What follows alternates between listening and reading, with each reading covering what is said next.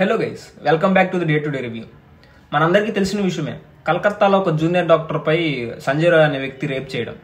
దీనికి సంబంధించి post mortem రిపోర్ట్లో కళ్ళల్లో గాజు పెంకులు ఉండడం, మెడ వెముక విరిగిపోవడం, వేళ్ళు విరిచేయడం, తన ఊపిరితిత్తుల్లో రక్తం గడ్డుకట్టుకుపోవడం, తన ప్రైవేట్ పార్ట్స్లో గాయాలు కనిపించడం అండ్ వాటితో పాటు వేరే వేరే చోట 14 గాయాలు మొత్తం నోటీస్ చేశారు. తన బాడీలో 150 ml of sperm count and దాంతోపాటు వేరే సమ్ లిక్విడ్స్ కూడా ఉన్నాయి. అవేంటి ఇంకా తెలియట్లేదంట పోస్ట్ మార్టం చేసిన వాళ్ళకి.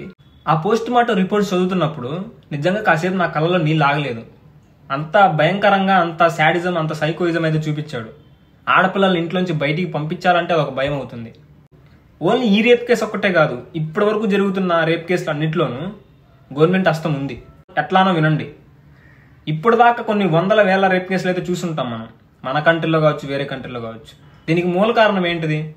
మద్యం మత్తులో బాలికపై అత్యాచారం, మద్యం మత్తులో లైంగిక దాడి చేయడం, మద్యం మత్తులో యాక్సిడెంట్లు జరగడం, మద్యం మత్తులో ఫ్రెండ్స్కి వాదనలు అయ్యి వాళ్ళిద్దరు చంపుకోవడం, మద్యం మత్తులో లవర్ని చంపేయడం.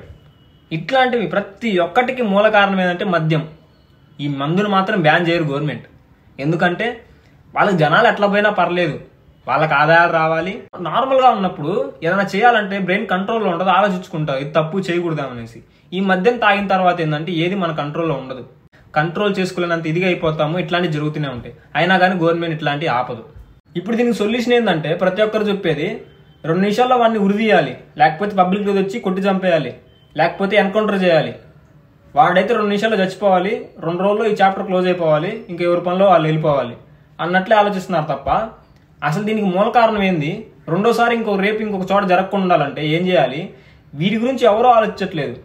జస్ట్ ఇప్పుడు జరిగింది, దీన్ని ఎట్లా క్లోజ్ చేయాలి అంతే.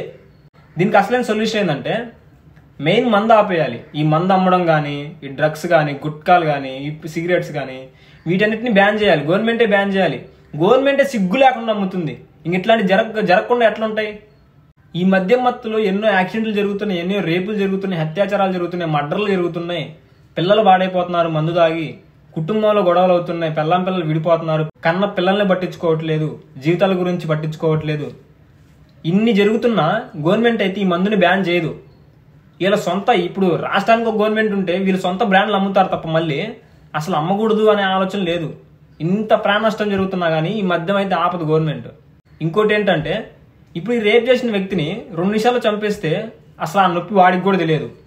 మహా అయితే 1 నిమిషం వాడికి నొప్పి తెలుసుదేమో, తర్వాత వాడికి ఇంకా మిగతాది నొప్పి కూడా అర్థం కాకుండా చచ్చిపోతాడు. ఇంకా చూసేవాడు ఏం మారుతాడు?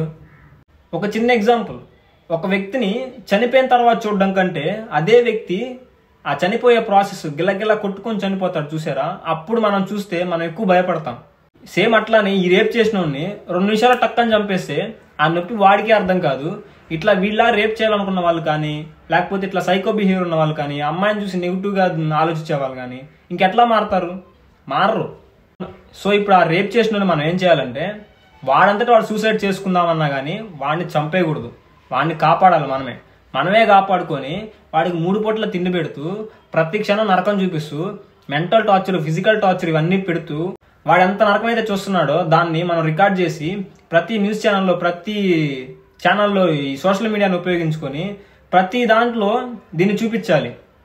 ఏదో ఒక దగ్గర ఇట్లాంటి బిహేవియర్ ఉన్న వాళ్ళు కానీ, ఇట్లాంటి సైకో బిహేవియర్స్ కానీ, ఇట్లా రేప్ చేయాలనుకున్న వాళ్ళు కానీ ఇవన్నీ చూసి వాడు ఖచ్చితంగా భయపడతాడు.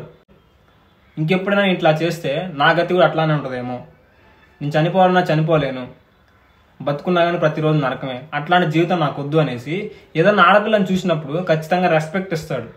ఆడపిల్లని చూస్తే భయపడతాడు.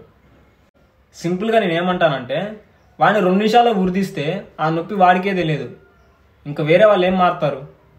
వాడికి ప్రతిరోజు నరకం చూపిస్తూ ఆ నరకాన్ని ప్రజలందరికీ చూపిస్తే ఈ ప్రజల్లో ఉండే ఇట్లాంటి సైకో బిహేవియర్స్ కానీ, ఇట్లా రేప్ చేయాలనుకున్న వాళ్ళు కానీ ఖచ్చితంగా మారుతారు, భయపడతారు. భయం వల్ల ఖచ్చితంగా మార్పు వస్తుంది. ఈ రేపులు జరగడం అయితే ఆగిపోతాయి అనేసి నా అభిప్రాయం. అందుకే నేను ఇట్లా మాట్లాడాను. సో ఈ విషయం మీద నా ఒపీనియన్ అయితే అదండి. మీ ఇంట్లో ఉన్న ప్రతి ఆడపిల్లలకి ఈ వీడియో షేర్ చేయండి, వాళ్ళకి జాగ్రత్త చెప్పండి, ఎక్కడ ఎట్లా ఉండాలో, ఎవరితో ఎంతవరకు ఉండాలో అన్ని జాగ్రత్తలు చెప్పండి. సో వాళ్ళకు కూడా కొంచెం సెల్ఫ్ డిఫెన్స్ టెక్నిక్స్ అనేవి నేర్పించండి. అస్తమానం ఇంట్లో చదువు ఇంతే కాకుండా కొంచెం సెల్ఫ్ డిఫెన్స్ చేసుకునేలాగా వాళ్ళకి ఏదో ట్రైన్ చేయండి. అంతే. జై హింద్, బాయ్.